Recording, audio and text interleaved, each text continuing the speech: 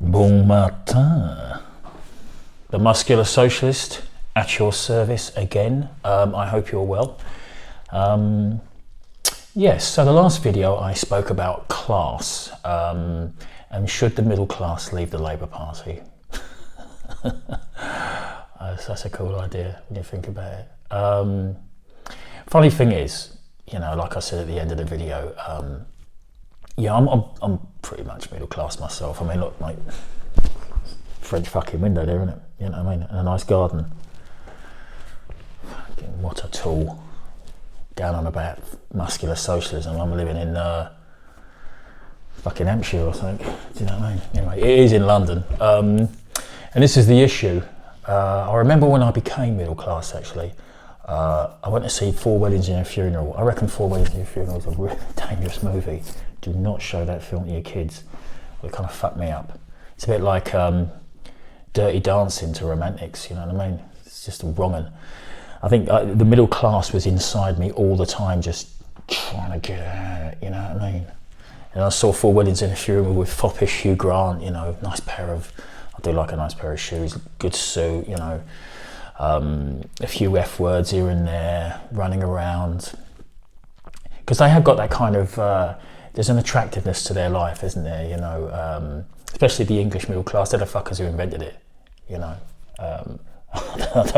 You've got the bourgeoisie, I don't know what the French middle class looks like, but I know what my middle class looks like. And it's really, it's about authenticity, isn't it, you know, and tradition and a little bit of class, you know what I mean? A good whiskey, all that bollocks. And after I saw this film, I was absolutely brassic, right? I was living in a squat in Camden, and I watched this film and it was kind of, you know, I was kind of, and before that I'm all Taxi Driver and the Dead Kennedys, and I still am, you know, but somehow this worm of, I suppose, aspiration in its odd little way got into my ear. And I started to aim towards, you know, the trappings of the middle class lifestyle. And for about 20 years, I found myself following this little path, you know. Ronnie Scott's Jazz Club, Shoreditch, you know, all this shit, you know what I mean? Do you remember that thing, This Life? I kind of like that bollocks as well. And it's wrong, you know, because the thing is, it's elitist, because, you know, I wanted to desperately get into that roped off area called the 20%. Because now, you know, since the 90s and all that, you know, we've kind of hit reality, and the reality is that neoliberalism doesn't work. Trickle down economics. All the people I know from my youth who bought their council houses, 70% of these council houses have ended up in the hands of private landlords. We had this housing stock, it was ours, and then we gave it away to people to make money out of it. It's a complete bollocks. It's exactly like what's happened to the energy firms. I mean, we wouldn't be in half the shit we're in if we owned the bloody energy firms, and everybody agrees with this. You talk to anyone about energy, transport, education, health, I'd probably throw the prison service in there as well. These should be owned by us. So it's all changing, and then, you know, poor old Liz Truss, I mean, even the city said, we don't buy that shit anymore. You know what I mean? So the time is, you know, is back again, where reality is hitting. And this is the reason, I mean, I don't want to fucking get on the, you know, because everyone's piling in on the middle class, aren't they, you know? And you did invent the world, it is your world. You know, like I said in the last video, it's a bit of a pain in the ass when you invent stuff and then we all come piling in afterwards, the unwashed, the hoi polloi, going, oh, I love a bit of that looks good. You know, I'll go to an art gallery. You know, it's the way humans are, and I can imagine the elite or the 20% going, oh my God, motherfucker, who let these bastards in? I mean, this was ours. We'll be bloody talking about Goya next, fuckers. So I understand that. But when it comes down to politics is really, really serious. And the thing about politics is it's the same with anything else.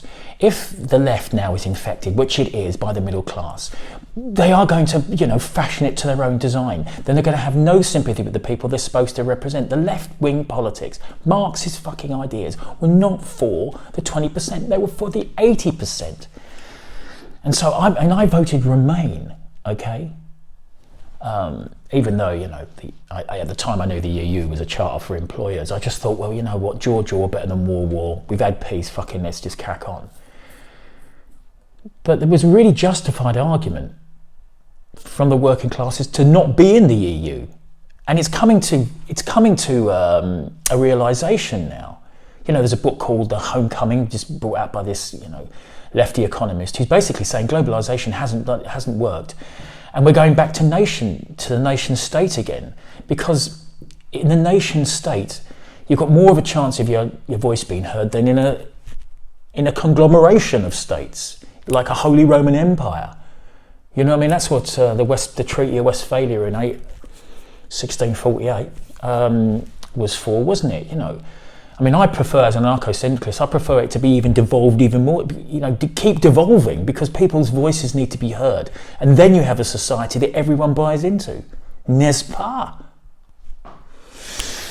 So I'm saying to the middle classes, which probably includes me, although I've got an accent, so, you know, I get away with it, don't I? But we have to kind of butt out a little bit. Only problem is the fucking working classes, you know, they're either too fucking busy or can't be asked. You know, so the only people who keep the whole thing going are the middle classes, because they're the ones who give up their evenings to, you know, or put the energy into the politics. So somewhere along the line, there's going to have to be, again, and there was an agreement between middle class and working class people between probably the 1945 and 1996, there was a real, I saw it, I lived through it, and there wasn't the animosity and there wasn't the distaste between these two functions, these two parts of society, kind of worked together, like Epstein and the Beatles, or McLaren and the Pistols, or the lead singer of Iron Maiden and Steve Harris. I can't keep going on with it. Who else? Yeah, Joe Strummer and Mickey Jones. You know, there was this coming together, and I think there needs to be a coming together again. And I think part of that would be just, you know, as far as this Brexit thing is concerned, is for the middle classes to say, okay, they're not a bunch of fucking racists. Most people that I know who voted Brexit, which is a lot, let me tell you, a lot from right across all, you know, black, white, brown. I know a lot of Asian guys who voted Brexit. I know a lot of black guys who voted Brexit. And they didn't do it because they're fucking racists. They did it because they wanted control. They saw that a bigger entity like the EU was going to completely dissolve their ability to have any effect on what was going to happen next. And that's the thing, isn't it, really? You know, because I do believe in people power, I do believe in democracy, I do believe in muscular socialism, and I do believe in the working class and the middle class, and I think all these things can work together. And I would urge my middle class brothers and sisters to really look at how they think about politics. And think about the 80%, you know. Don't think, oh my God, how can they be making these stupid mistakes? Don't they see the bigger picture? Rather than think, well, they do. Actually, take this, right? They do see the bigger picture. I mean, I've talked about it in the last couple of videos, but it's like that Orwell thing, you know, the working class. When he looked into this woman scrubbing scrubbing her step, she knew how shit her life is, and she knew how she got there. Like, you know, these people are not stupid. Working class people are not thick, and they're getting cleverer. You know, YouTube's brilliant because it's beginning to work. There's a guy called Gary Economics. I know a lot of people who watch it. He's fantastic. Explains the whole malarkey. You know, it's not so hard to understand the money markets once you get the fundamentals down. So I would urge my middle class brothers and sisters to really look at it, because if we want to make an improvement, if we really, really want to strive forward, and I believe we can, because I'm very optimistic at the moment. You know what I mean?